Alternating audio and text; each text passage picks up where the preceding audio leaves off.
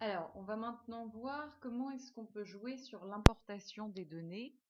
Par exemple, si on veut regrouper, là on a un champ, donc une case nom, une case prénom.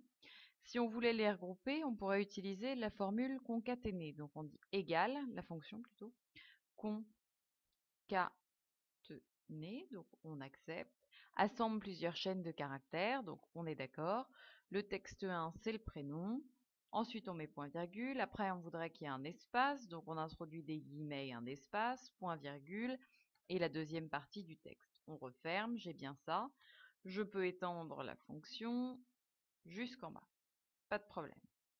Ensuite, si par exemple, on voulait utiliser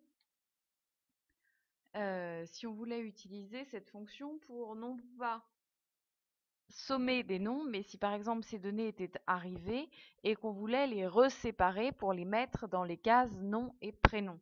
Comment est-ce qu'on ferait? On sélectionnerait la plage de données, donc en s'assurant cette fois-ci que c'est en valeur et pas en formule.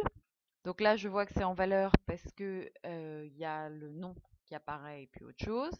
Je vais aller sur données, je vais aller sur convertir et là, je vais convertir, je vais choisir de séparer en fonction d'une délimitation que je pourrais reconnaître. Donc je dis oui, suivant.